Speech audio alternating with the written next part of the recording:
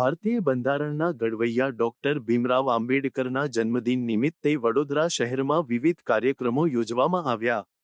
Bharatiya Janata party અનુસૂચિત જાતિ મોરચા વડોદરા શહેર દ્વારા બાબા સાહેબ આંબેડકરની ભવ્ય શોભાયાત્રા યોજવામાં આવી હતી.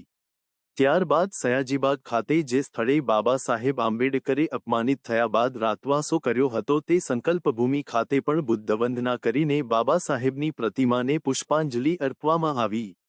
વડોદરાના સાયજીબાગમાં ડોક્ટર ભીમરાવ આંબેડકરે અપમાનિત થયા બાદ રાતવાસો કર્યો હતો તે સ્થળને સંકલ્પભૂમિ તરીકે વિકસાવવામાં આવ્યું છે.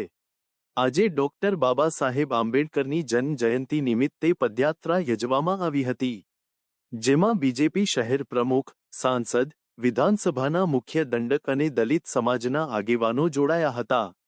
રેસકોર્સ સ્થિત બાબા સાહેબ આંબેડકરની પ્રતિમાને પુષ્પાંજલિ અર્પી હતી. સંકલ્પભૂમિ ટ્રસ્ટ દ્વારા કમાટીબાગ ખાતે સંકલ્પભૂમિ ખાતે પણ બુદ્ધવંદના કરીને બાબા સાહેબની પ્રતિમાને પુષ્પાંજલિ અર્પવામાં આવી હતી. તેમની સાથે વિવિધ સંગઠનોએ આજના દિવસે બાબાસાહેબને શ્રદ્ધાસુમન અર્પણ કર્યા હતા.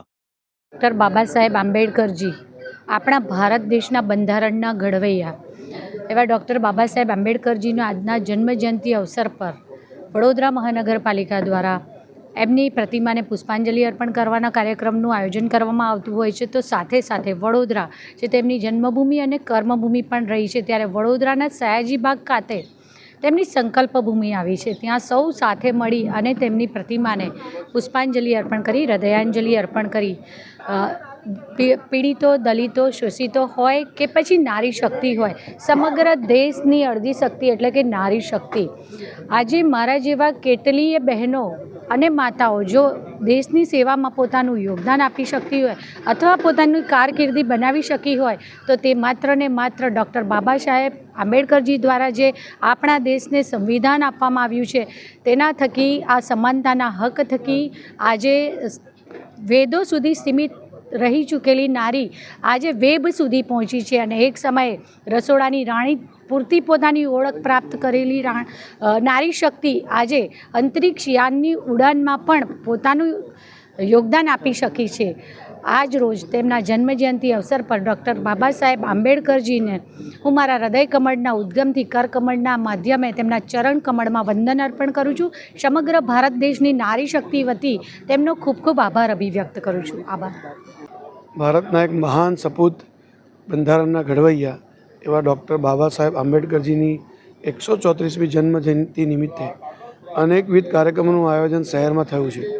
ભારતીય જનતા પાર્ટી વડોદરા મહાનગર દ્વારા પણ 13 તારીખથી લઈને 25 તારીખ સુધી બાબા સાહેબના જીવન ઉપર અને સંવિધાન ઉપર અનેકવિધ કાર્યક્રમો આયોજિત કરવામાં આવ્યા છે. ગઈકાલે 13 તારીખે શહેરમાં આવેલી 12 પ્રતિમાઓની સ્વચ્છતા, સુશોભન, દીપોત્સવનો કાર્યક્રમ થઈ ગયો. એ જ ક્રમમાં આજે બધી જ પ્રતિમાઓ પર પુષ્પાંજલિ માલ્યાર્પણનો કાર્યક્રમ છે અને આજથી લઈને 20 તારીખ સુધીમાં દરેક બૂથની અંદર એમના જીવન ચરિત્ર અને જીવન સંદેશ એનું વાંચન પઠનનો કાર્યક્રમ પણ થવાનો છે.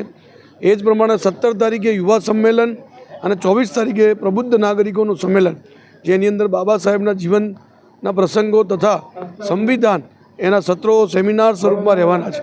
તો સૌ નાગરિકોનો મારી વિનંતી છે કે બાબા સાહેબનું જે યોગદાન છે, અમૂલ્ય યોગદાન છે, ભારતને સશક્ત બનાવવાનું યોગદાન છે, એમના જીવનને, સંવિધાનને સમજવા માટે આપણે જે અનેકવિધ કાર્યક્રમનું આયોજન થવાનું છે એમાં આપ ઉપસ્થિત રહીએ. ધન્યવાદ.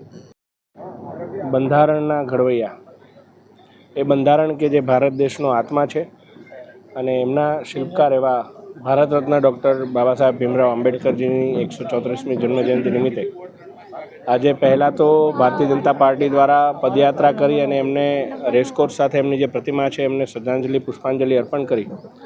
ત્યારબાદ એ પવિત્ર ભૂમિ કે જ્યાં પોતે એમણે ચિંતન કરી અને જે અસમાનતા છે એના ઉપર જે શું કરી શકાય એના માટે એની સામે લડવાનું એમણે જે સંકલ્પ લીધો હતો, આ સંકલ્પ ભૂમિ ખાતે આવી અને એમને પુષ્પાંજલિ કરી અને ભારતીય જનતા પાર્ટીના અમારા મહાનગરના અધ્યક્ષ, વડોદરાના પ્રથમ નાગરિક અને પાર્ટીના તમામ શીર્ષસ્થ કાર્યકર્તાઓ સાથે મળી અને અહીંયા બાબા સાહેબને, એમના વિચારોને, એમના સંકલ્પને યાદ કરી અને એમાંથી કઈ રીતે આપણે આપણા જીવનની અંદર એને આત્મસાત કરી શકીએ એ બાબતે ચિંતન કરી રહ્યા છે.